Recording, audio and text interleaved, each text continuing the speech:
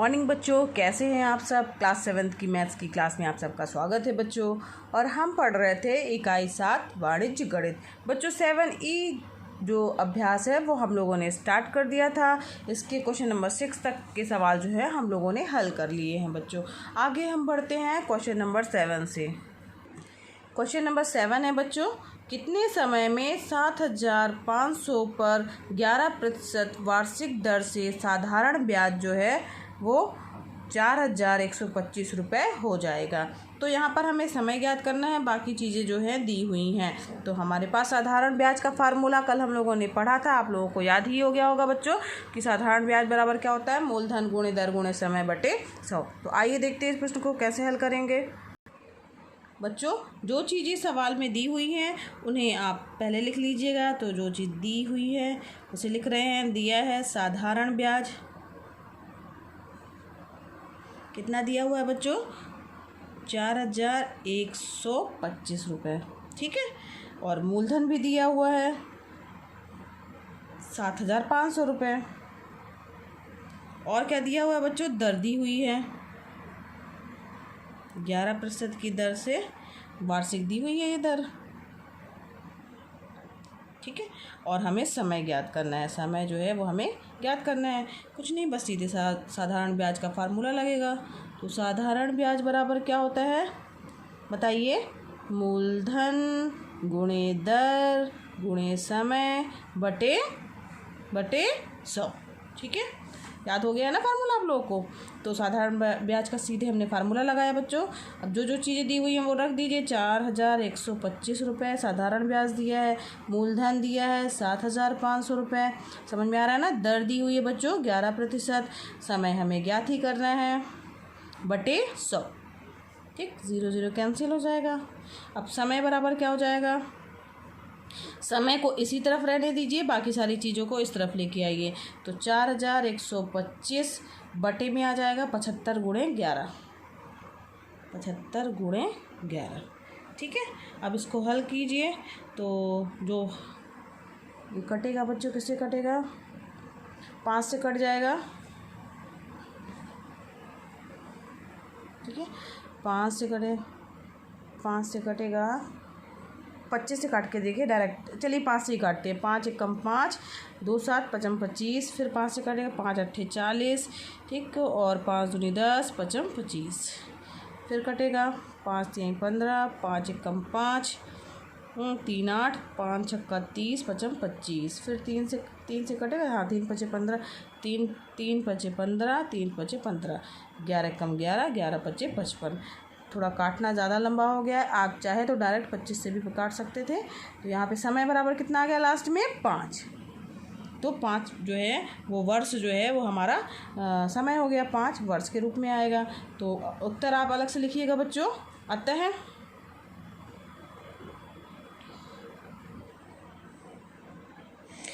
पूछा ना कितने समय में इतने प्रतिशत की दर से इतना हो जाएगा, उत्तर लिखिएगा। अतः 5 वर्ष में 7,500 रुपये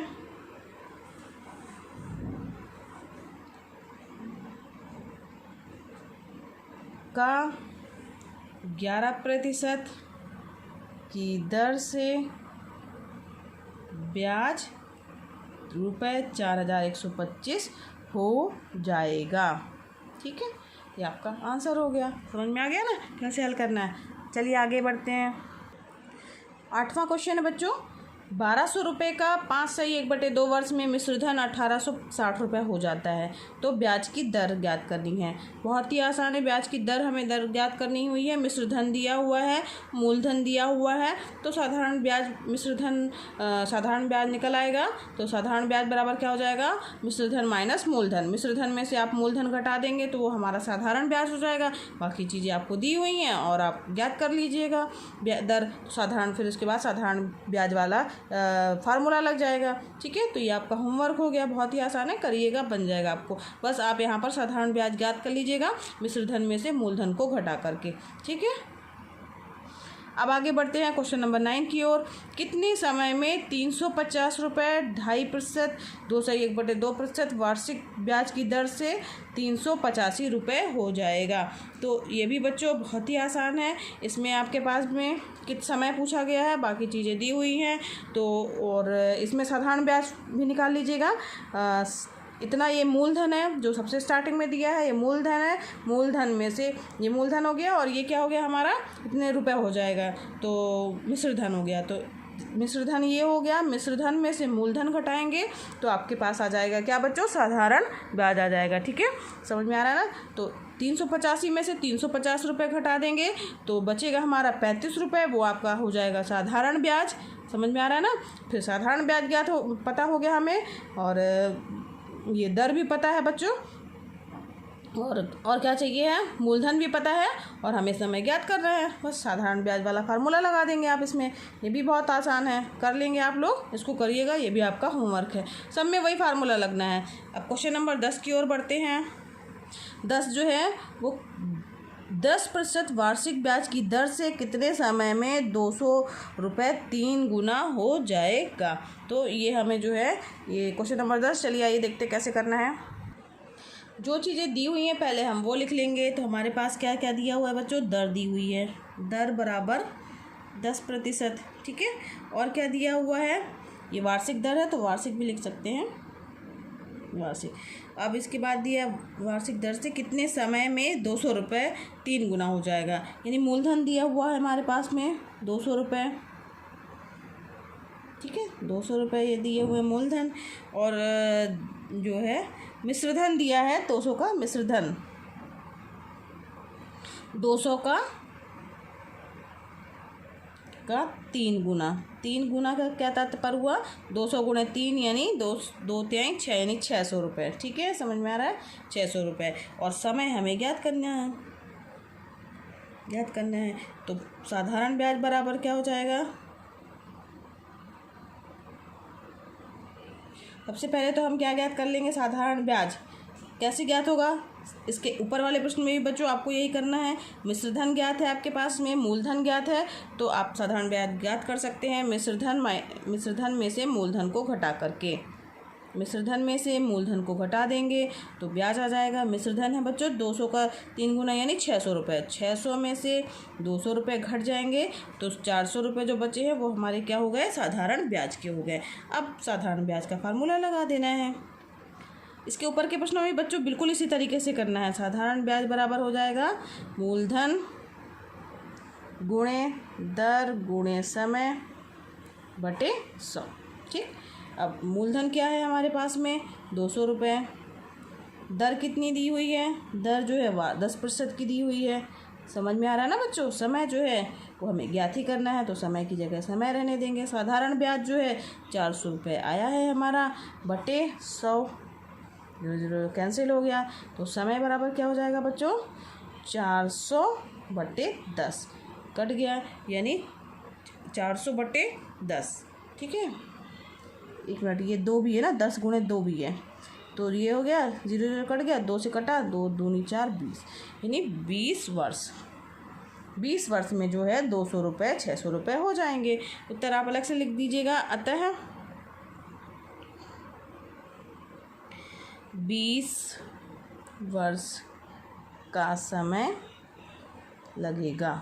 ठीक है, पूछा ना कितना समय लगेगा, तो 3 गुना हो जाने में, तो 20 वर्ष का समय लगेगा। समझ में आया ना बच्चों। ठीक है, चलिए आगे बढ़ते हैं। 11वां क्वेश्चन है, एक वस्तु का अंकित मूल्य 500 रुपये है, वह 10% बट्टे पर बेची गई वस्तु का विक्रय मूल्य ज्ञात कीजिए। तो हमें बेचने वाला मूल्य यानी विक्रय मूल्य बच्चों ज्ञात करना है कि कितने में वह वस्तु बेची गई है। 10% बट्टा, बट्टा जो है कल के हम लोगों ने लेक्चर में पढ़ लिया था बच्चों कि बट्टा मतलब होता है डिस्काउंट, और उसके लिए किस तरीके से ज्ञात करना है उसका भी फार्मूला पढ़ा था। तो आइए देखते हैं इस प्रश्न को कैसे हल करेंगे। एक बार बच्चों हम लोग फिर से रिवाइज कर लेते हैं। बट्टा मतलब होता है डिस्काउंट, जो छूट देते हैं उसको क्या कहते हैं, बट्टा कहते हैं। जो वस्तु पर छपा मूल्य होगा, जो प्रिंट मूल्य होगा, वह उसका अंकित मूल्य कहलाएगा बच्चों। और जो प्रिंट मूल्य है उस पर ही छूट दी जाती है, उसे डिस्काउंट कहा जाता है। और बट्टा जो है वो अंकित मूल्य पर ही दिया जाता है, जो प्रिंट मूल्य उस पर ही डिस्काउंट दिया जाएगा। और जितने रुपये में वस्तु बेची जाती है, यानी बेचे जाने वाली वस्तु को बा से बेचना, वा से विक्रय मूल्य, तो बेचे जाने वाली वस्तु को क्या कहा जाएगा, विक्रय मूल्य कहा जाएगा। तो विक्रय मूल्य बराबर क्या हो जाएगा, जो उसका अंकित मूल्य है, अंकित मतलब होता है प्रिंट मूल्य, और माइनस बट्टा यानी डिस्काउंट। ठीक है, अंकित मूल्य यानी प्रिंट मूल्य हो गया, उसमें से डिस्काउंट को घटा देंगे तो वो उसका विक्रय मूल्य हो जाएगा। और बट्टा प्रतिशत बराबर होता है बट्टा गुणे 100 बटे अंकित मूल्य। ठीक है, यानी डिस्काउंट का प्रतिशत निकालना है तो हमारा जो डिस्काउंट है उतने रुपए का डिस्काउंट गुणे 100 बटे जो उसका प्रिंट मूल्य है। ठीक, तो आइए देखते हैं सवाल को कैसे हल करेंगे। बहुत ही आसान है बच्चों, जो चीज़ें दी हुई हैं उसे आप पहले नोट कर लीजिए। तो वस्तु का दिया है, वस्तु का अंकित मूल्य कितना दिया हुआ है बच्चों, 500 रुपये है। ठीक है, और क्या दिया हुआ है, 10% बट्टे पर बेची गई, बट्टा यानी डिस्काउंट। ठीक है, बट्टा बराबर कितना दिया हुआ है, 10%।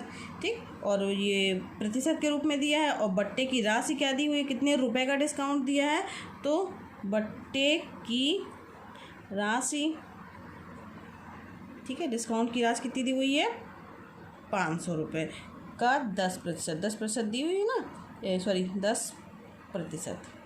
अब 500 का 10% कैसे निकालेंगे, बट्टे की राशि को निकालना है हमें। 500 का 10%, तो 500 गुणे 10, और प्रतिशत का निशान हटेगा तो बटे में क्या आ जाता है, 100 आ जाता है। समझ में आ रहा है, जब भी प्रतिशत का निशान हटेगा तो उस बटे में 100 आता है। और 500 का जब का हटता है तो उसमें मल्टीप्लाई का निशान आता है। ठीक, 5 गुणे 10 यानी 50 रुपये। ये क्या हो गया, बट्टे की राशि यानी डिस्काउंट की राशि। ठीक है, तो विक्रय मूल्य अब हमें ज्ञात करना है। विक्रय मूल्य बराबर अंकित मूल्य जो है उसका यानी प्रिंट मूल्य माइनस बट्टा यानी डिस्काउंट। अंकित मूल्य कितना है, 500 रुपये है बच्चों, उसमें से 50 रुपये घट जाएंगे। 500 में 50 घटा यानी 450 रुपये में उसने उस वस्तु को बेचा, विक्रय मूल्य हो गया उसका, विक्रय मूल्य। तो कितना हो गया, 450 रुपये। था ना बहुत आसान, उत्तर आप अलग से लिख दीजिएगा। अतः वस्तु का विक्रय मूल्य ₹450 होगा। ठीक है, समझ में आया ना बच्चों किस तरीके से हल किया गया है, बहुत ही आसान है। बस उसमें बट्टे की राशि का जो प्रतिशत में दी हुई थी उसको निकाल लिया और घटा दिया है, तो विक्रय मूल्य ज्ञात हो गया है। आगे बढ़ते हैं क्वेश्चन नंबर 12 से। 12वां सवाल है बच्चों, एक घड़ी का विक्रय मूल्य 420 रुपये है, वह 25% बट्टे पर बेची गई। ठीक है, वस्तु का घड़ी का अंकित मूल्य ज्ञात करना है। जस्ट इसके पहले वाले सवाल से अपोजिट है, इसमें अंकित मूल्य दिया हुआ है तो विक्रय मूल्य ज्ञात करना है, इसमें विक्रय मूल्य दिया है तो हमें अंकित मूल्य ज्ञात करना है। इसी तरीके से करना है। 420 रुपये का 25% निकालेंगे, जो राशि आएगी वह होगी हमारी बट्टा या डिस्काउंट होगी। ठीक है, और फिर फार्मूला कौन सा लगा देंगे कि विक्रय मूल्य बराबर होता है अंकित मूल्य माइनस बट्टा। ठीक, तो इस तरीके से इस प्रश्न को भी इसी तरीके से हल करना है। तो ये आपका होमवर्क है, इसी तरीके से हल कीजिएगा, बन ही जाएगा आप लोगों से बच्चों। और 13वां क्वेश्चन है, एक सिलाई मशीन का अंकित मूल्य 830 रुपये है। यदि दुकानदार ग्राहकों को 20% बट्टा देता है तो मशीन का विक्रय मूल्य ज्ञात करना है। तो 13वां क्वेश्चन भी बच्चों इसी तरीके से है, इसमें अंकित मूल्य दिया हुआ है और विक्रय मूल्य हमें ज्ञात करना है। अंकित मूल्य दिया है, विक्रय मूल्य ज्ञात करना है। क्वेश्चन नंबर 11 की तरह ही क्वेश्चन नंबर 13 है, बिल्कुल इसी तरीके से आपको हल करना है। और सवाल बस शब्दों का है, प्रश्न अलग बना दिया गया है, सिलाई मशीन कर दिया गया है, दुकानदार ग्राहक कर दिया गया है, बाकी है वही चीज़ कि अंकित मूल्य दिया है, प्रतिशत दिया हुआ है और विक्रय मूल्य दिया हुआ है। अंकित मूल्य, प्रतिशत और विक्रय मूल्य ज्ञात करना है आपको, बन जाएगा। क्वेश्चन नंबर 11 की तरह ही सेम यही क्वेश्चन है, क्वेश्चन नंबर 13। तो ये दोनों बच्चों 12वां 13वां आपकी होमवर्क हैं, आप इसे करिएगा, बन जाएंगे, बहुत ही आसान है। अब बढ़ते हैं हम अपने क्वेश्चन नंबर 14 की ओर। तो क्वेश्चन नंबर 14 जो है, एक पुस्तक का अंकित मूल्य 75 रुपये है और दुकानदार उसे 60 रुपये में बेचता है, वह कितने प्रतिशत की छूट प्रदान करता है। यहाँ पर प्रतिशत छूट यानी प्रतिशत बट्टा जो है वो वाला फार्मूला लगेगा। आइए देखते हैं क्वेश्चन नंबर 14 को कैसे हल करेंगे। जो चीज़ें दी हुई हैं बच्चों वो आप नोट कर लीजिएगा। तो पुस्तक का अंकित मूल्य दिया हुआ है, क्या दिया हुआ है, पुस्तक का अंकित मूल्य कितना है, 75 रुपये है, ठीक है। और दुकानदार उसे 60 रुपये में बेचता है, यानी विक्रय मूल्य हो गया। विक्रय मूल्य 60 रुपये, तो वह कितने प्रतिशत की छूट प्रदान करता है, ये हमें ज्ञात करना है। तो यानी सबसे पहले तो हम ज्ञात करेंगे कि छूट या बट्टा, ठीक है। इसी को लिख दीजिए आप बट्टा, या डिस्काउंट भी लिख सकते हैं इंग्लिश में, ठीक है। तो छूट या बट्टा बराबर होता है अंकित मूल्य में से विक्रय मूल्य को घटा देंगे। ये फार्मूला याद रखिएगा बच्चों, ठीक। तो अंकित मूल्य में से घटा देंगे तो क्या आ जाएगा हमारा, 75 रुपये में से 60 रुपये घट गए तो कितना रुपये आ गया, 15 रुपये। इतने रुपए की उसे छूट मिली है। अब हमें क्या ज्ञात करना है, बट्टा प्रतिशत। तो बट्टा प्रतिशत का फार्मूला होता है बट्टा गुणे 100 बटे अंकित मूल्य, ठीक है। ये फार्मूला भी अभी हम लोगों ने पढ़ा है, तो ये फार्मूला आप याद कर लीजिएगा, याद ही हो जाएगा आप लोगों को, यही फार्मूला लगेगा। तो 15 बट्टा यानी 15 रुपये आया, ठीक है, गुणे 100 अंकित मूल्य कितना था बच्चों, 75 रुपये, ठीक। तो इसको हल कीजिए, 15 एकम 15, 15 चौको 60, 15 पना 75, 5 एकम 5, 5 दूनी 10, 20, यानी 20% जो है उसका डिस्काउंट हुआ, ठीक है। यानी डिस्काउंट या बट्टा प्रतिशत बराबर 20%। उत्तर आप अलग से लिख दीजिएगा। अतः छूट की दर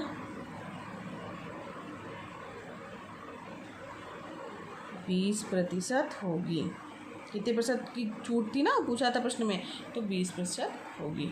तो अब बच्चों आगे बढ़ते हैं। 15वां क्वेश्चन है, एक रेडियो का अंकित मूल्य 500 रुपये है, ग्राहक को इतने रुपए में उपलब्ध है, बताइए उस पर किस प्रतिशत दर से बट्टा दिया जाता है। तो वही चीज़ है कि इतना अंकित मूल्य है, इतने रुपए में उसको मिल रहा है, बिल्कुल इसी प्रश्न की तरह बच्चों आपको इसको हल करना है। 15वां क्वेश्चन भी, इसमें भी आपको बट्टा प्रतिशत निकालना है और या छूट प्रतिशत निकालना है। प्रतिशत दर लिखा है ना, तो छूट का कितना प्रतिशत दिया गया है, ये भी बिल्कुल 40 नंबर के सवाल की तरह है। इसे ये आपका होमवर्क है, इसे आप करिएगा, बन जाएगा आपसे बच्चों। अब बढ़ते हैं क्वेश्चन नंबर 16 की ओर। एक संदूक का विक्रय मूल्य 1400 रुपये है, दुकानदार ग्राहकों को 30% डिस्काउंट या बट्टा प्रदान करता है, संदूक का अंकित मूल्य ज्ञात कीजिए। तो उसका जो है प्रिंट मूल्य या अंकित मूल्य जो है हमें ज्ञात करना है। तो देखते हैं इसको कैसे हल करेंगे। माना बच्चों, अब इसको हल करने के लिए सबसे पहले मान लेंगे कि माना जो उसका अंकित मूल्य या प्रिंट मूल्य है वो कितना है बच्चों, 100 रुपये हमने मान लिया, ठीक है। अब इसका दिया हुआ है बट्टा, कितना दिया हुआ है, 30% है, 30% की छूट देते हैं ना उसको, तो विक्रय मूल्य क्या हो जाएगा, यानी कितने रुपए में उसने बेचा, तो जो अंकित मूल्य है उसमें से छूट को घटा देंगे, यानी बट्टे को घटा देंगे, डिस्काउंट को। तो अंकित मूल्य था 100 रुपये, 100 में से 30 रुपये घटाएंगे, यानी 70 रुपये जो आ गए वो हमारे क्या हो गए, विक्रय मूल्य हो गए।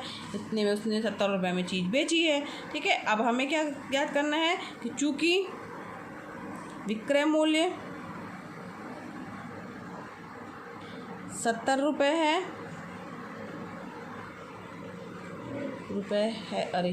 है तो अंकित मूल्य तब कितना था, 100 रुपये। अंकित मूल्य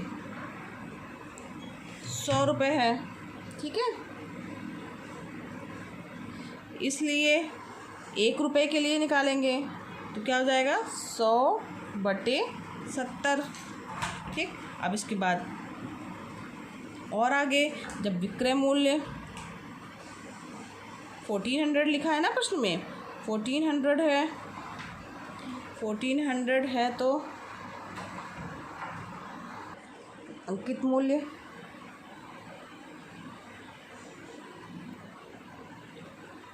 क्या हो जाएगा 100/70 गुणे, ये 70 है बच्चों, है ना, 70 गुणे 1400। ठीक, अब यहाँ पे 0 से 1 0 इसका कैंसिल हो गया, और 7 एकम 7, 7 दूनी 14 हो गया 200, यानी 2000 रुपये।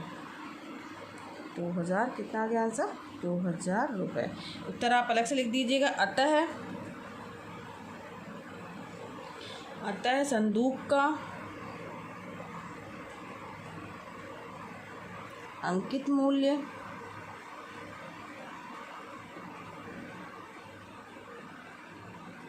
2000 रुपये होगा। ठीक है, समझ में आया बच्चों? हम लोगों ने उल्टा मतलब 100 रुपये मान के चला था, 100 रुपये में 30 रुपये का डिस्काउंट है, तब विक्रय मूल्य इतना है, तो विक्रय मूल्य 70 रुपये है। कब? जब अंकित मूल्य 100 था। फिर 1 रुपये के लिए निकाल लेंगे और उसका 1400 रुपये के लिए निकाल लेंगे, तब हमारा अंकित मूल्य कितना आ गया? 2000 रुपये प्राप्त हो गया। तो बच्चों आज ये जो है प्रश्नावली यहीं पर, ये अभ्यास जो है 7E जो है यहीं पर ख़त्म हुआ, समाप्त हुआ। कल हम बढ़ेंगे आगे इसके। ये थोड़ा चैप्टर 7 जो है वो थोड़ा लेंदी है, बड़ा है, लेकिन कोई बात नहीं। इसके सवाल जो है वो बहुत इम्पॉर्टेंट हैं, और एग्ज़ाम की दृष्टि अपने कोर्स के लिए तो इम्पॉर्टेंट है ही हैं बच्चों, उसके साथ ही साथ ये प्रतियोगी परीक्षाओं में भी इस तरह के सवाल बहुत आते हैं, और इनको आप ध्यान से समझिएगा। हल करने का तरीका बहुत ही आसान है, 2-4 फार्मूले हैं जो आपको याद रखने हैं, और उन्हीं पर आधारित ये प्रश्न है, सीधे मान रखने पे जो है आंसर आ जाता है। तो बच्चों अगर आपको मेरा वीडियो पसंद आया हो, मेरा पढ़ाना पसंद आ रहा हो बच्चों, तो मेरे वीडियो को लाइक कीजिए। अगर आपने सब्सक्राइब नहीं किया अभी तक तो सब्सक्राइब भी कीजिए, और दूसरे बच्चों को शेयर भी कीजिए। धन्यवाद बच्चों, मिलते हैं कल की क्लास में।